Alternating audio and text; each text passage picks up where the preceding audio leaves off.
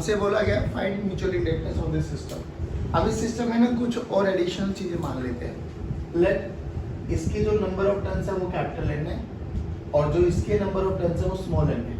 ठीक, पहले ही बताओ ये जो लिखा हुआ है कि रेडियस ऑफ बड़े वाली coil is greater than radius of छोटे वाली कॉइल, इसका मतलब कि हम इसके कंपैरिजन में इसके एरिया को नेग्लिजिबल मान सकते हैं। पहली बात। एक चीज और बताओ, इनमें से कल बताया था कि एक को प्राइमरी चूज करना और एक को सेकेंडरी चूज करना है।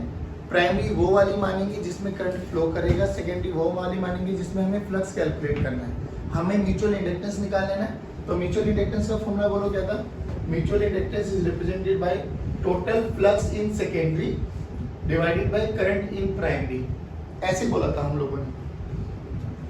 अब इन दोनों में से देखो करंट किसी में भी नहीं है, किसी भी एक चीज में करंट फ्लो करा दो।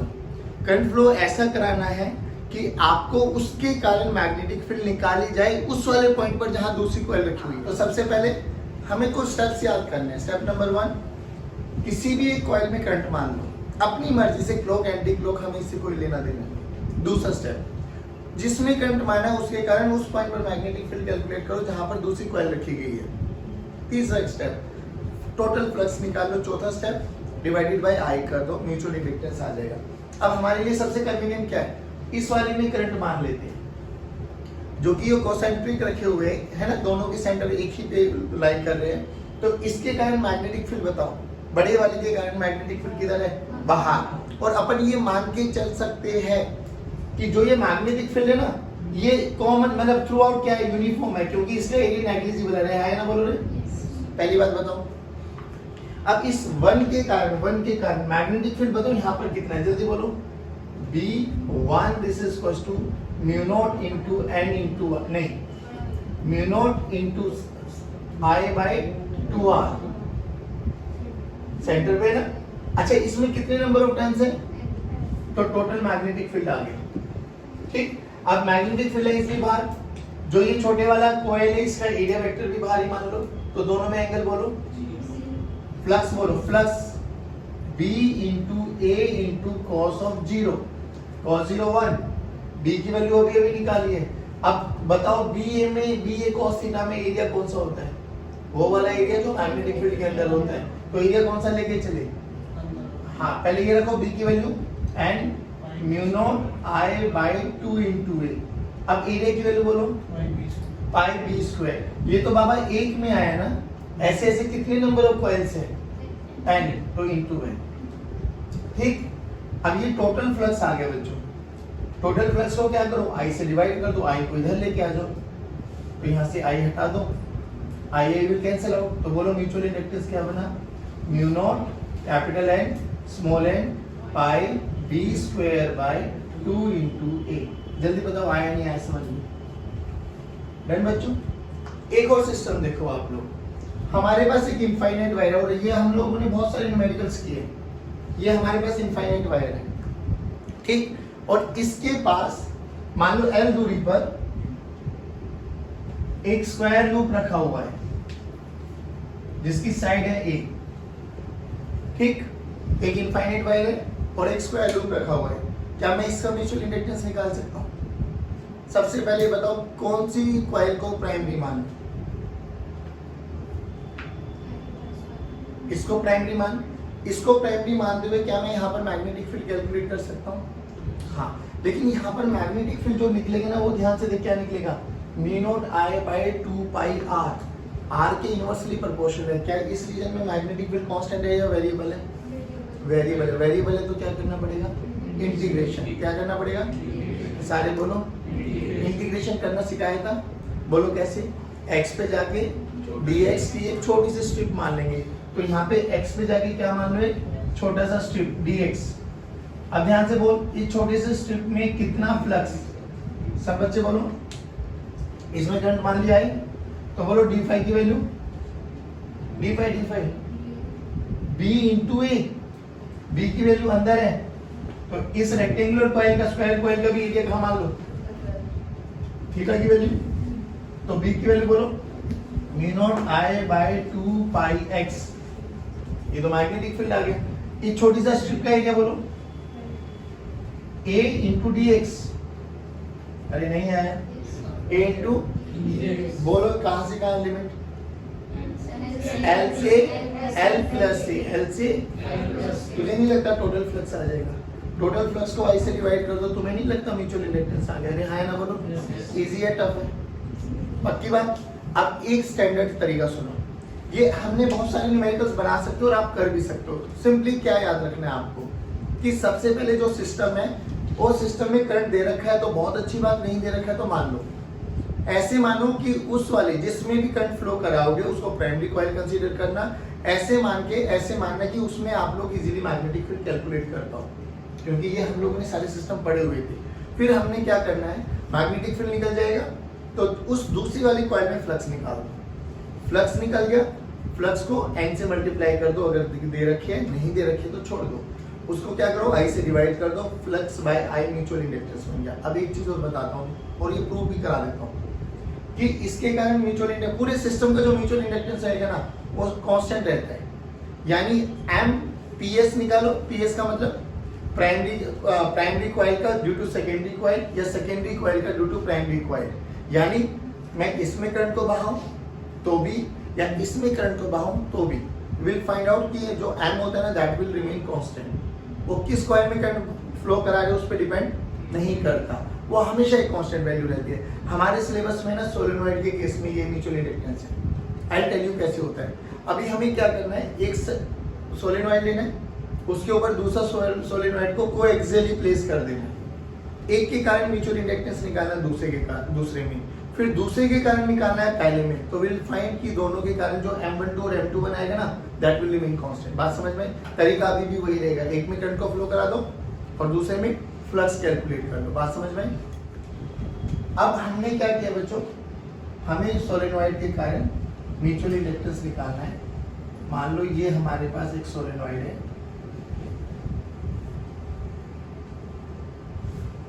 दिस इज सोलेनॉइड नंबर 1, ठीक। इसकी लेंथ ऑफ सोलेनॉइड हम लोगों ने मान ली L, इसके नंबर ऑफ टर्न्स मान लिए हम लोगों ने N1, number of turns per unit length मान लिया हम लोगों ने N, और इसका एरिया ऑफ क्रॉस सेक्शन हम लोगों ने मान लिया A1। बात समझ में? और लेंथ L हो गई, जल्दी बोलो इनमें क्या हो जाएगा, N1 this is equals to N1 into N, ठीक। इसके कोएक्सियली हमने एक और सोलेनॉइड को इस पे वाउंड कर दिया,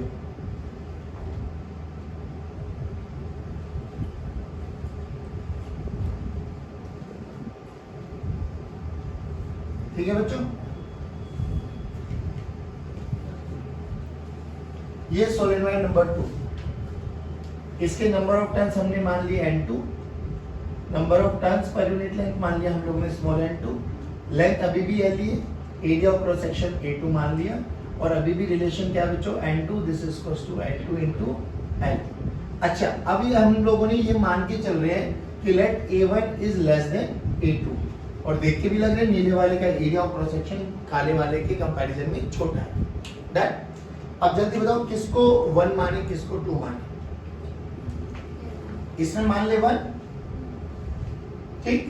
इसमें गैल्वेनोमीटर लगा दो, गैल्वेनोमीटर क्या इंडिकेशन देगा, करंट चेंज होगा तो उसमें फ्लक्स चेंज होगा तो डिफ्लेक्शन दिखा देगा, दैट्स इट। अब एक बात बताओ, आई हमने बोला है नीले वाले में, तो नीले वाला बना मेरे लिए प्राइमरी कॉइल, प्राइमरी, और ब्लैक वाला बना मेरे पास सेकेंडरी। बात समझ में?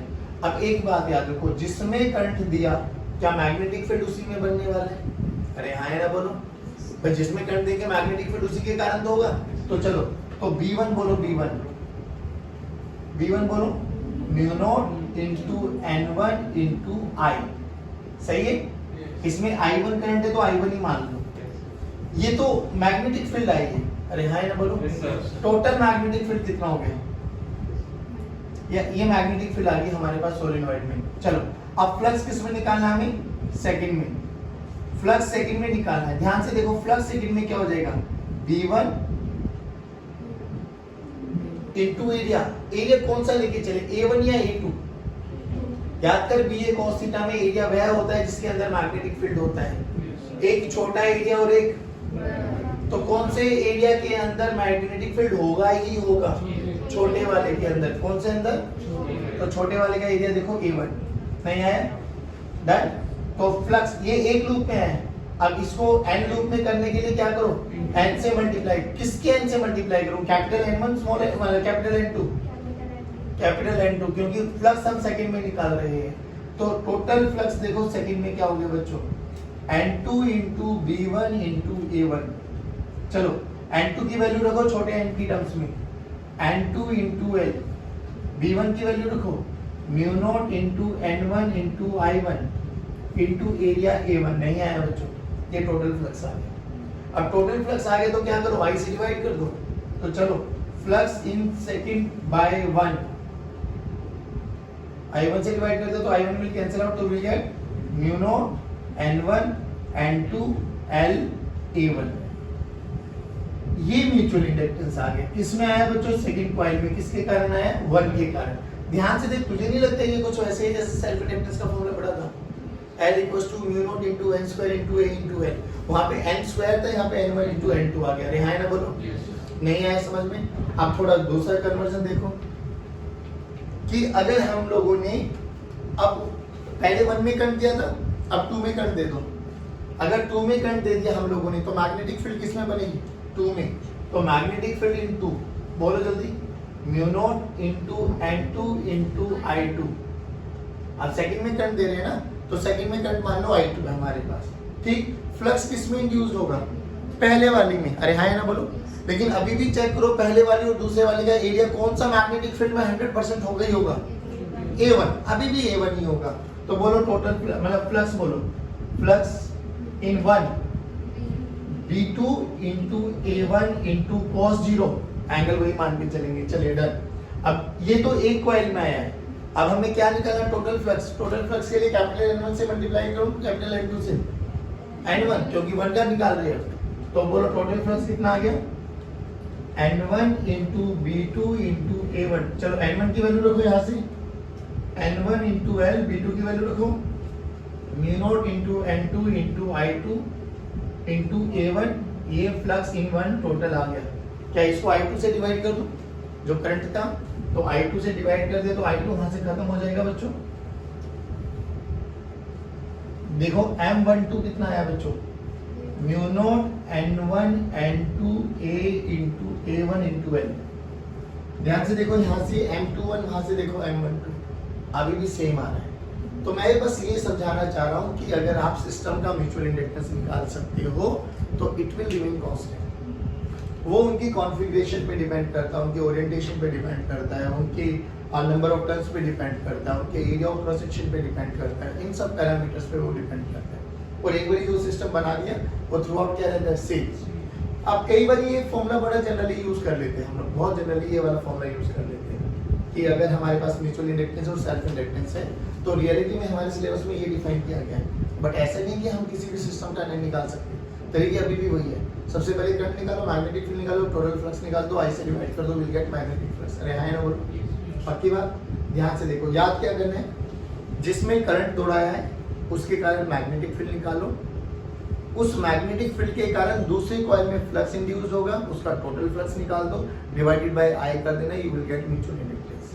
1 का 2 में कराओ, 2 का 1 में कराओ, यू विल फाइंड कि दोनों का mutual inductance will remain constant. बात समझ में आई बच्चों? जैसे हम लोगों ने combination of resistor, combination of capacitor पढ़े थे, आप पढ़ेंगे हम combination of inductor. In shorts combination of inductor बिल्कुल वैसा का वैसा है जैसे कॉम्बिनेशन ऑफ रेजिस्टर पढ़ा था। अगर L1 L2 L3 सीरीज में लगाए तो नेट इक्विवेलेंट बोलो L1 plus L2 plus L3, parallel में लगाए तो L1 L2 by L1 plus L2। छोटा सा प्रूफ में देख लो एक बार, इधर देख, मान लो कि मेरे पास ये एक इंडक्टर है L1 और ये इंडक्टर है L2, ठीक।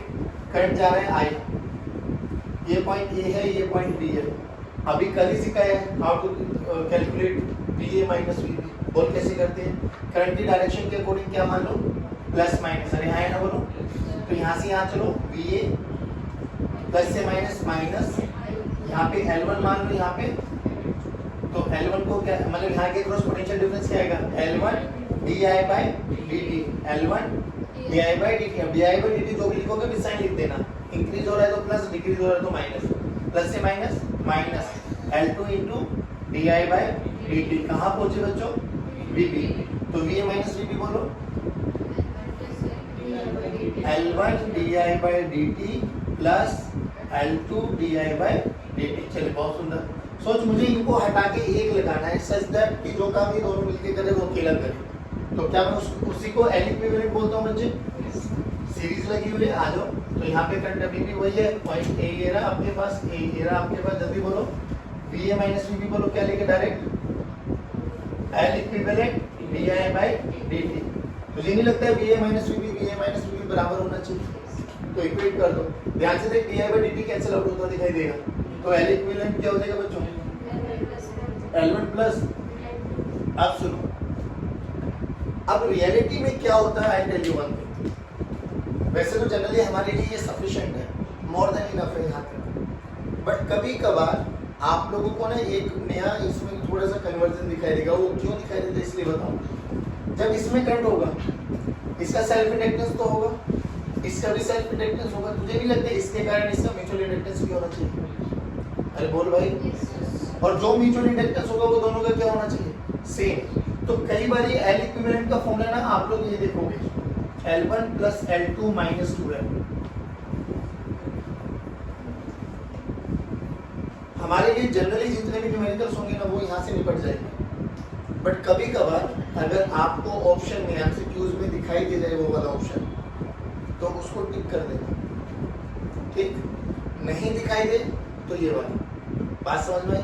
वो क्यों हुआ बात समझ में? क्योंकि इनका सेल्फ इंडक्टेंस होगा, इसका भी होगा, बट अभी अभी देखा पूरा सिस्टम बन गया, तो इसके कारण इसका म्यूचुअल इंडक्टेंस भी होने वाला है। सिमिलरली इसके कारण भी इसका म्यूचुअल इंडक्टेंस होने वाला है, तो उसको माइनस करना होता है। बट जनरली हमारे लिए ये काम चल जाता है। आप वही लगाओ, अगर पैरेलल हो गए तो जल्दी बोलो, जल्दी बोलो, पैरेलल हो गए तो क्या चीज सेम होती है? Potential difference.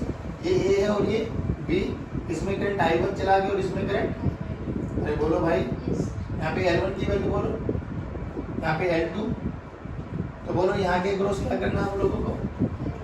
I1 plus I2 लिख दूँ यहाँ पर? अरे बोलो यार, I this is equals to I1 plus, और फिर हमें इसका क्या बनाना है? इक्विवेलेंट। जल्दी बोलो,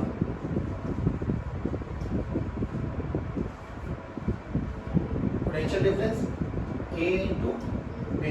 अब एक बार बताओ मुझे क्या निकालना? मुझे I1 की वैल्यू निकालनी है, I1 की वैल्यू। तो रियलिटी में I1 को मैं क्या लिख सकता हूँ? देखो ध्यान से, dI1 by dt this is equals to V by L1। इसके यही लिख सकते हैं ना हम लोग। L by dt क्या है? वोल्टेज अक्रॉस V, इसके इंडक्टर, तो V1 बोल दो इसको, तो ये तो लिख सकता हूँ मैं L1 di by dt। बोलो रे, नहीं है? तो यहाँ से dI1 by dt निकाल दो, वो क्या आ जाएगा? V1 by L1, और यहाँ पर क्या हो जाएगा? V1 जो कि पैरेलल है, पैरेलल में पोटेंशियल सेम रहेगा, यहाँ पर क्या हो जाएगा? V by L2।